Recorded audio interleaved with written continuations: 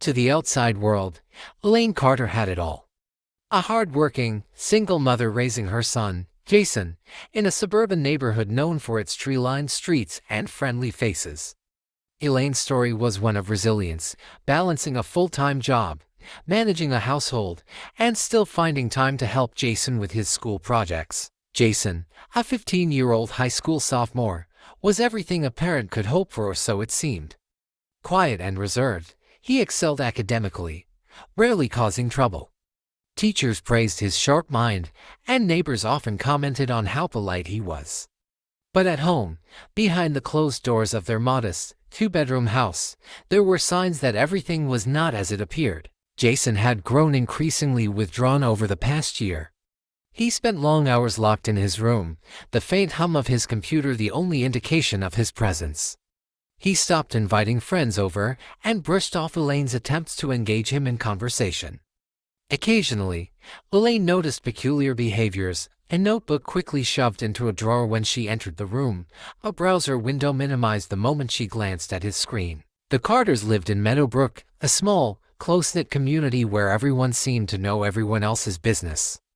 It was the kind of place where neighbors exchanged baked goods and gossip in equal measure. Elaine had always appreciated the support of her community, though she couldn't ignore the judgment that often came with it. She had often felt the weight of expectations, of having to prove herself. But as Jason's behavior grew more erratic, Elaine began to worry. Was it just the usual teenage angst? Or was there something deeper, something darker, hidden beneath the surface? Little did she know, the answer would come soon enough, and it would shake the foundations of everything she thought she knew about her son. Elaine Carter's life had always revolved around two things: providing for her son, Jason, and giving him a better life than she'd ever had. But as much as she believed she knew Jason inside and out, a slow, creeping doubt began to take hold. It started small, little things she could have easily dismissed if they hadn't begun to pile up. Jason had always been a bit of a loner, but recently, his behavior had shifted in ways she couldn't ignore.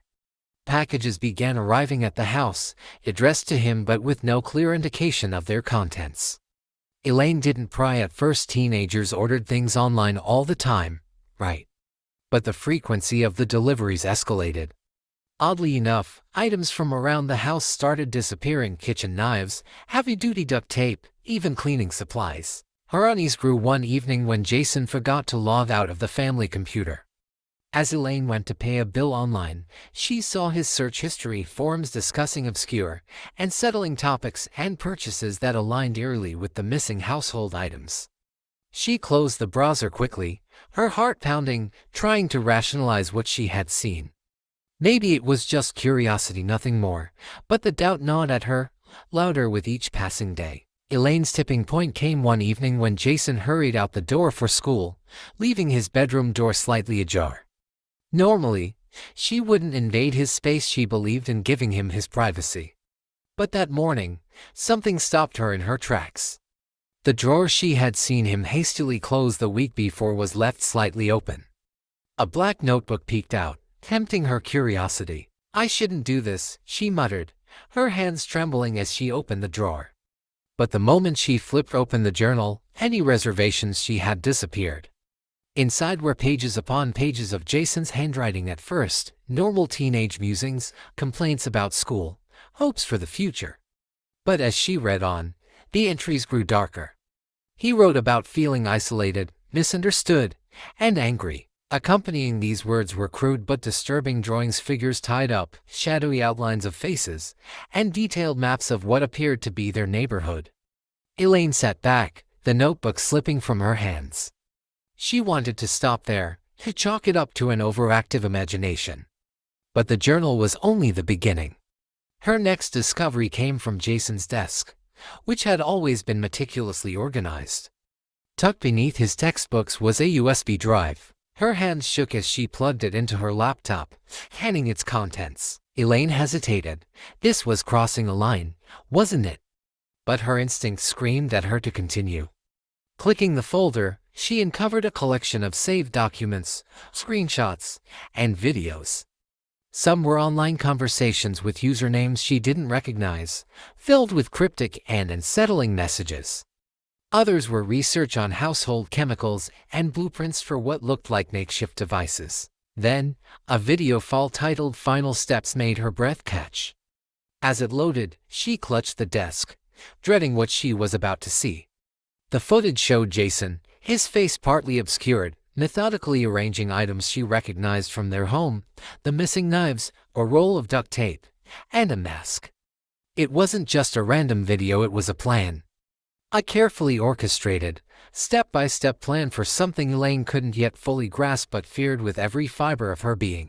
Elaine's world had unraveled in a matter of hours. She sat in silence, staring at the laptop screen, her heart pounding in her ears. What was she supposed to do? Confront him? Call the police? Her hands hovered over her phone, torn between a mother's love and her rising terror. By the time Jason came home that evening, Elaine had made her decision, but not without realizing that the line between protecting her son and protecting others had blurred beyond recognition. The answer lay in what she would uncover next, and the consequences of what she'd already found. Elaine Carter had hoped she was wrong, that somehow all the strange signs, Jason's secrecy, the disturbing drawings, the cryptic messages could be explained away. But as she delved deeper into the contents of that USB drive, any illusions she had shattered into 1,000 pieces.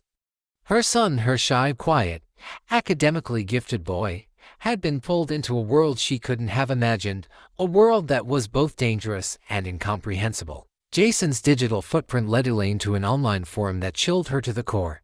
It wasn't just any forum. It was a dark, hidden corner of the internet where anonymity ruled, and the unthinkable was normalized.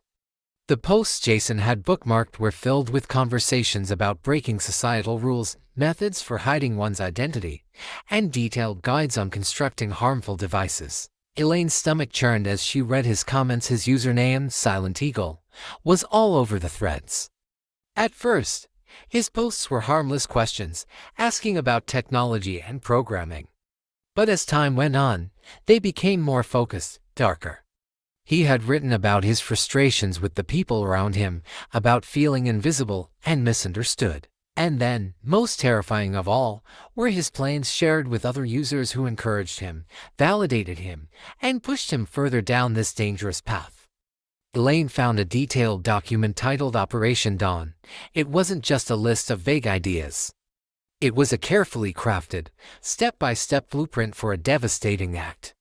Jason had planned to hack into a local server, one that managed essential utilities in their community. It wasn't violence in the traditional sense, but the consequences would have been catastrophic: power outages, disrupted communication systems, and potentially lives at risk if the grid failed at the wrong time.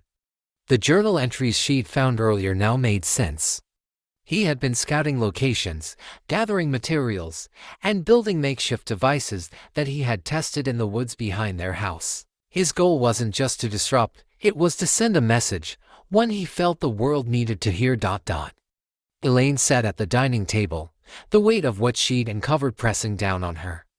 Her mind raced, bouncing between disbelief and horror. Tears blurred her vision as she thought about Jason's childhood, the first time he'd brought home a perfect report card, the afternoons they spent baking cookies, his soft voice telling her, "I love you, Mom." How had it come to this? She felt a mix of emotions so intense it left her shaking. Disbelief that the boy she'd raised could harbor such intentions. Anger at herself for not seeing the signs earlier, for brushing off the late nights, the secrecy, the changes in his behavior. And heartbreak so profound it felt like her chest might cave in. She had given everything to protect Jason from the world, but now it seemed the world needed protection from him. Her mind flashed back to the subtle signs she'd missed. The time she'd overheard him muttering angrily to himself after a teacher gave him a lower grade than he expected. The look of frustration on his face when a group of boys laughed at him in the schoolyard. The nights she'd seen him pacing his room, headphones on, talking to someone she'd assumed was a friend. Each moment now felt like a glaring warning she had ignored. Elaine knew she couldn't handle this alone, but what was the right move? Calling the authorities meant exposing Jason to a system that might not understand him, that might label him as irredeemable. Yet doing nothing was not an option, not when lives could be at stake. This was the ultimate test of her love, Not how far she would go to protect her son, but how far she would go to save him from himself. Elaine Carter knew there was no going back. After days of grappling with the horrifying reality of her son's secret, the moment had come. She needed answers, and Jason needed to know what she had discovered. But as she prepared to confront him, a knot of fear tightened in her chest. This wasn't just about a mother questioning her child, it was about a mother questioning everything she thought she knew about him. Elaine waited for Jason to return from school, pacing the living room. The USB drive sat on the coffee table, a silent witness to what was about to unfold. When Jason walked through the door, she called his name. He hesitated, sensing the tension in her voice, then dropped his backpack by the stairs and joined her. "What's going on?" he asked, his voice wary. Elaine didn't waste time with small talk. She held up the USB drive, her hand trembling. "I found this in your room. I know what you've been doing, Jason." Jason's eyes widened for a split second before narrowing. "You went through my stuff. That's a huge invasion of privacy." His voice was defensive, but there was a tremor in it. "This isn't about privacy," Elaine shot back, her voice cracking. "This is about the things you've been planning, the people you've been talking to, the packages, everything." "Jason, do you even realize how dangerous this is?" Jason tried to maintain his composure. "You don't understand. It's not what you think." "Then explain it to me." Elaine's voice broke as tears streamed down her face. "Explain how my son, my sweet, brilliant boy, could be planning something that could hurt so many people. Please, Jason, help me understand." Jason's defiance crumbled under her desperate gaze. He slumped into the couch, burying his face in his hands. "I didn't mean for it to go this far," he whispered. I felt so alone." Elaine sat beside him, her heart breaking all over again. "Alone, Jason? Why didn't you tell me? I would have done anything to help you." "You don't get it, Mom." His voice rose with frustration. "I'm not like everyone else. I don't fit in. No one notices me, no one cares, and when they do, it's to make fun of me or put me down. Those people online, they listened, they understood." Elaine shook her head, struggling to process his words. "Jason, they didn't understand. They used you. They fed into your pain and made it worse. Don't you see that?" Jason looked at her, his eyes filled with a mix of guilt and anger. "Maybe I wanted them to notice me. Maybe I wanted everyone to know I'm not invisible." Elaine reached for his hand, but he pulled away. "Jason, I see you. I've always seen you. And I am so sorry if I made you feel like you were alone. But this isn't the answer." Jason's defenses finally crumbled, and he broke down sobbing. "I didn't know what else to do," he admitted. "I didn't think anyone cared." Elaine pulled him into her arms, holding him tightly as he cried. "I care, Jason. I care more than anything in this world. And I'm going to help you through this, but we can't do it alone. We need to get help for you and for everyone involved." That night, Elaine made the hardest decision of her life. She contacted a counselor, a professional who could guide them through the storm they were facing. It was the beginning of a long journey, a journey filled with challenges, heartbreak, and moments of hope. But for the first time in what felt like forever, Elaine saw a glimmer of the sun she thought she'd lost. And for Jason, it was the first step toward finding his way back from the edge. The weight of the secret was unbearable. Every moment since Jason's breakdown had been fraught with doubt and uncertainty. Elaine was torn.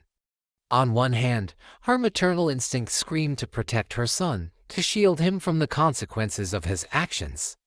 But on the other, she knew the potential damage Jason's plan could cause not just to him, but to others. Elaine's first step was to contact the school counselor, a woman named Mrs. Turner who had always been approachable and empathetic.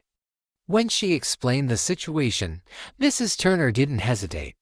She recommended Elaine immediately speak to a therapist, someone who could provide the kind of professional help Jason desperately needed. In the following days, Elaine reached out to a therapist named Dr. Coleman, a specialist in adolescent behavior.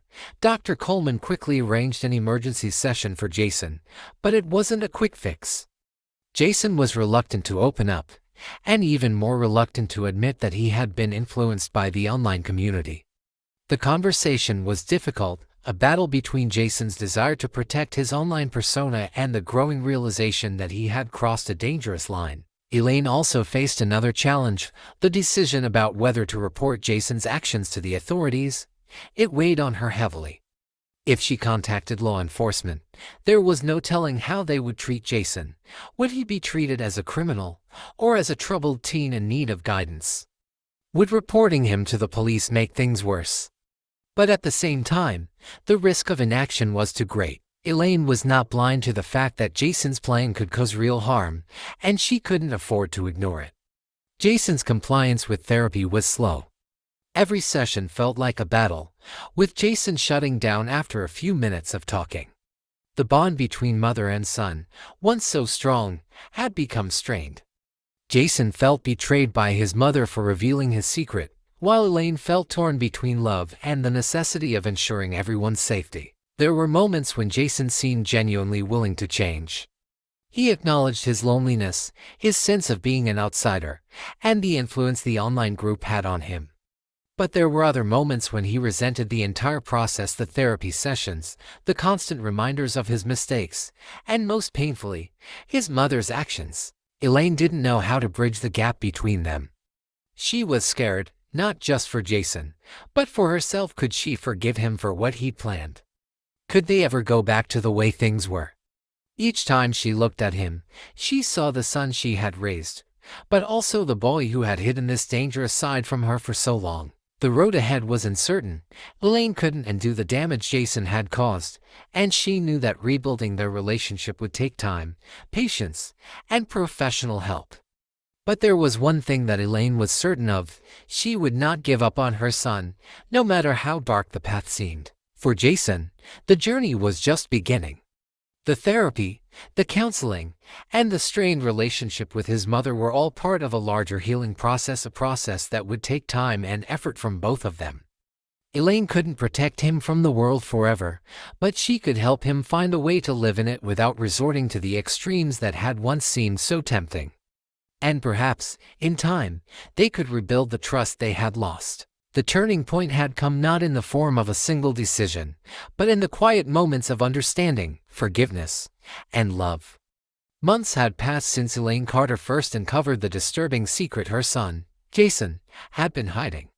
The painful journey through disbelief, fear, and anger had transformed into a quiet, ongoing battle for healing. Jason was no longer the same boy who had once hidden behind closed doors, isolated by his thoughts and the online world that had twisted his perception of reality. He had taken the first steps toward redemption, not because he fully understood the weight of his actions, but because he was learning to face them. His therapy sessions, though difficult, were beginning to crack open the shell he had built around himself. It wasn't an instant fix, but a series of slow, deliberate changes that would, over time, help him rebuild the trust he had broken. Elaine had learned to sit in silence during their conversations, to let Jason speak without interruption, and more importantly, to listen for the cracks in his voice when he spoke of his fears, his loneliness, and his desperate search for identity. There were no simple answers, no quick solutions. But the quiet understanding between them, though fragile, was growing. The journey of Jason and Elaine illuminated a powerful lesson about communication and mental health. Too often, we take for granted the well-being of those closest to us. We assume that because they seem fine on the surface, because they perform well academically, or meet societal expectations, they are immune to struggles. But as this story reveals, the signs of pain often lie beneath the surface, hidden behind walls built from shame, confusion, and isolation. Elaine had been vigilant in many ways, but she had missed the signals that Jason's loneliness was turning into something far more dangerous. The quiet moments of connection, the late-night conversations, the shared glances, those were the moments when she could have asked, "How are you really doing?" Perhaps, if she had noticed the signs earlier, things could have been different. This story speaks to the strength of resilience, of redemption. It's a reminder that no one is beyond help. Jason's path to healing is long, but it's his own journey, one that he must take with support, guidance, and, most of all, understanding. Perhaps, if she had noticed the signs earlier, things could have been different. This story speaks to the strength of resilience, of redemption. It's a reminder that no one is beyond help. Jason's path to healing is long, but it's his own journey, one that he must take with support, guidance, and, most of all, understanding. As the sun set behind their house, Elaine looked at Jason, sitting across from her at the kitchen table. He was no longer the angry, distant boy he had been months ago. His eyes were clearer now, less guarded, and there was a vulnerability she hadn't seen in a long time. He wasn't perfect, they both knew that, but in that moment, Elaine knew he was trying, and that was enough. How well do we truly know the ones we love? Elaine asked herself, staring at Jason as he played with his fingers, deep in thought. In that silence, she understood the question. The truth was, no one could ever truly know what another person was going through unless they asked, unless they listened not just to the words, but to the quiet things left unsaid. And perhaps that was the greatest lesson of all. The road ahead would not be easy, and the past would never be fully erased. But there was a sense of peace, a sense of hope, that had replaced the fear and uncertainty. Elaine knew one thing for certain: the hardest battles weren't fought against others, they were fought against the hidden parts of ourselves. And in fighting them together, they could rebuild what had been lost. We've come to the end of this journey, but the questions still linger. How well do we truly know the ones we love? Are we doing enough to listen, to notice the signs before they spiral too far? We know this story isn't unique. Many families struggle in silence, dealing with hidden battles that go unnoticed until it's too late. If you've ever experienced something similar, we want to hear your story. Share your thoughts, your experiences, or even your concerns in the comments below. This isn't just about one family, it's about all of us, together. The more we talk, the more we can learn from each other. If you found something meaningful in this story, don't forget to hit that subscribe button. By subscribing, you'll stay connected to more real-life inspired stories just like this one, stories that reflect the challenges we all face in the quiet moments of our lives. And in our next episode, we're diving deep into another chilling story. A quiet family, living in a peaceful neighborhood, suddenly finds themselves facing a terrifying connection to a local crime. Trust me, you won't want to miss it. Thanks for watching. Until next time, keep asking the hard questions and keep listening. Because sometimes, the truth is hiding in plain sight.